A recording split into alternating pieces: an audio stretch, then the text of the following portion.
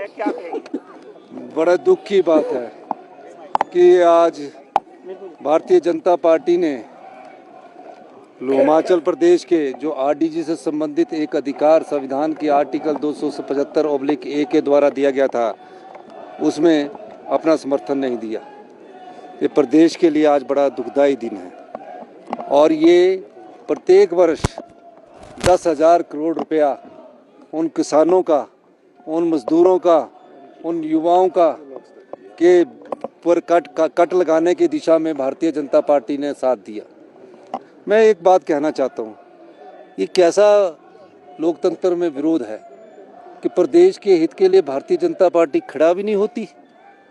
प्रदेश के हित के लिए प्रधानमंत्री मोदी जी से मिलने से भी घबराती है। बार बार मेरे अनुरोध करने के बाद आज भी कि आपके नेतृत्व में पूरा मंत्रिमंडल, मैं वो मुख्यमंत्री महोदय, सभी मंत्रिमंडल के सदस्यों ने फैसला किया कि हमें हिमाचल हित में अपना कोई प्रोटोकॉल नहीं रखना है, हमें हिमाचल प्रदेश के हित के लिए आगे जाना है। तो हम जयराम ठाकुर जी के और उनके विधायकों के साथ प्रधानमंत्री जी के पास मिलने के लिए हम सब जाना चाहते हैं। सरकार अपना अहम छोड़कर, अपना प्रोटोकॉल छोड़कर हम इनसे अनुरोध करते रहे, लेकिन हमने सोचा कि चलो ये इस बात के अलावा जब वोटिंग होगी उसमें हमारे साथ खड़े होंगे। और आज जो 102 के तहत हिमाचल प्रदेश में जो आरडीजी बंद की गई है, जिसको 16वें वित्त आयोग द्वारा बंद करने का कोई अनुमोदन नहीं हुआ, उन्होंने कहा नोटेड है, उस संदर्भ में अगर कोई फैसला ले सकते हैं तो देश के प्रधानमंत्री मोदी जी ले सकते हैं। जब हमने इनसे बात कर रहे हैं तो वो पीछे भाग रहे हैं।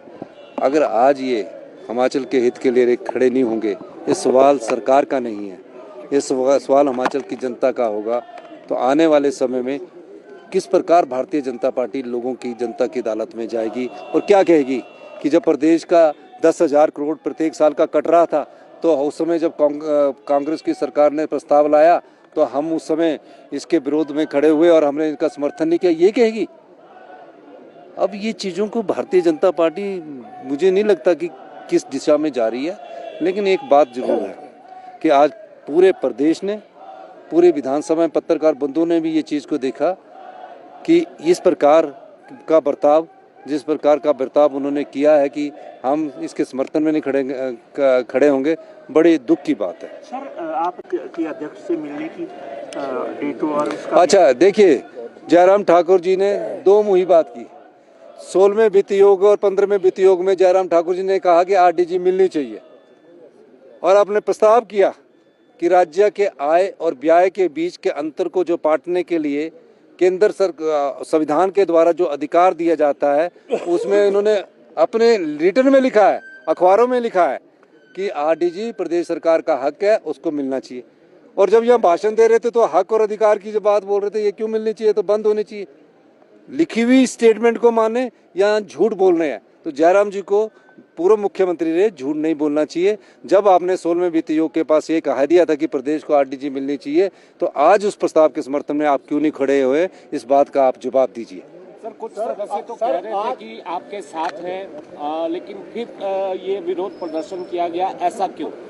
देखो, इनका ये भारतीय जनता पार्टी जो है, हिमाचल प्रदेश की भारतीय जनता पार्टी है, वो आज के मामले में ऐसा लग रही है कि हिमाचल विरोधी हो गई है। आप बताइए कि 15 फाइनेंस कमीशन ने जब रिकमेंडेशन दी थी, उसके 3 साल उनको आरडीजी मिली और तकरीबन 54,000 करोड़ रुपए की आरडीजी उनको मिली, प्लस 16,000 करोड़ का जीएसटी कंपनसेशन सेस उनको मिला, टोटल 70,000 करोड़ का हो गया। 45,000 करोड़ रुपए का उन्होंने लोन लिया, मैंने आंकड़े दिए। और मैं ये कहना चाहता हूँ कि 115 करोड़ रुपए के बावजूद उन्होंने 1,15,000 करोड़ रुपया उनको मिला। और ये आरडीजी जो है ग्रांट है, उसके बाद हमें 17,000 करोड़ रुपया आरडीजी मिलती है। हम 70 साल से ऊपर वालों का एरियर भी देते हैं, क्लास 4 का हम 1/6 से 31/22 का एरियर भी देते हैं, 70% तक हम डीए देते हैं, 7-8% हम डीए देते हैं।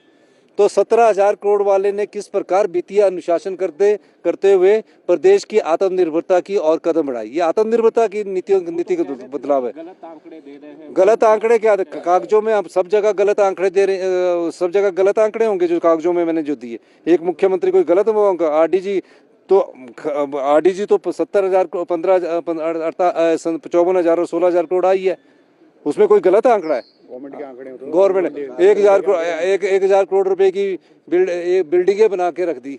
और हिमकेयर में हमने 720 करोड़ दिया, उन्होंने 394 करोड़ रुपए दिया। हिमकेयर को भी हम स्टार्ट करके रखते हैं, सहारा में दिया। तो ये सब बातें छोड़ दीजिए, लेकिन क्या आज वो आरडीजी के पक्ष में ना खड़ा होकर इस प्रदेश के लोगों के साथ, इस प्रदेश के आम जन के साथ उन्होंने कुठाराघात किया है, किसान के साथ कुठाराघात किया है, महिलाओं के सम्मान के साथ कुठाराघात किया है। ये सब चीज़ें आने वाले समय में जनता उनसे पूछेगी। सरकारें आती है, सरकारें चली जाती है, मुख्यमंत्री आते हैं, मंत्रिमंडल में सदस्य बनते हैं, एमएलए बनते हैं, लेकिन आज अधिकार की लड़ाई में वो प्रदेश के साथ खड़े नहीं हुए। ये बहुत दुख की बात है। सर क्या कांग्रेस कैसे अब सरकार आगे बढ़ेगी, केंद्र में कैसे इस पूरे मुद्दे को आगे लेकर जाएगी? बिल्कुल, आज प्रस्ताव हुआ, हम चाहते हैं भारतीय जनता पार्टी भी उस प्रस्ताव का सपोर्ट करती, विरोध ना करती तो अच्छा होता, लेकिन हम इस लड़ाई को लड़ना जानते हैं और हम केंद्र सरकार के पास अपने अधिकारों की बात करेंगे, आर्टिकल जिस अधिकार के द्वारा आरडीजी मिलती है। और एक चीज़ और मैं कहना चाहता हूँ, हमारी संपदा जो है उसमें केंद्र तो पैसे कमा रहा है और राज्य सरकार को हक देने की बात आ रही है तो उसमें पीछे हट रहा है। आरडीजी के रूप में हक मिलता था, केंद्र सरकार क्या कर रही है, जितने भी पावर प्रोजेक्ट है 14,000 मेगावाट के, हमें भी सिर्फ 12% फ्री रॉयल्टी दे रही है। और जब वो प्रोजेक्ट फ्री हो जाता है तो उसमें टोटल खर्चा ही हो ऑपरेशन मेंटेनेंस का 10% के करीब आता है। हम मानते हैं कि 20% के करीब आता होगा। फिर 80% जो लाभ कमाते हैं उसका 40% हमें ये हमारी संपदा का अधिकार दे दीजिए। जब और प्रदेशों में थर्मल पावर प्रोजेक्ट लगते हैं, वहाँ माइनिंग के लिए सेस लगाया जा सकता है, वहाँ ट्रांसपोर्टेशन का खर्च किया जा सकता है। तो हिमाचल प्रदेश में तो जो पावर प्रोजेक्ट लग गया उसमें कच्चे माल यानी रॉ मटेरियल कच्चा माल पानी है, उस पर तो कोई ट्रांसपोर्टेशन नहीं लगनी। तो उस मामले में केंद्र सरकार तो धन कमा रही है हमारी हिमाचल प्रदेश की जनता की संपदा से, लेकिन जब देने की बारी आ रही है तो भारतीय जनता पार्टी के लोग हमारे साथ चलने को तैयार नहीं है। वो राजनीति कर रहे हैं और अपने कार्यकर्ताओं को ये बोलते हैं कि तैयार हो जाइए, हमने आरडीजी बंद करवा दी, अब सरकार कोई कार्य नहीं कर सकेगी। लेकिन मैं भारतीय जनता पार्टी के हिमाचल के लोगों को कहना चाहता हूँ, विधायकों को कहना चाहता हूँ, हिमाचल प्रदेश की सरकार उन सभी योजनाओं को चलाएगी।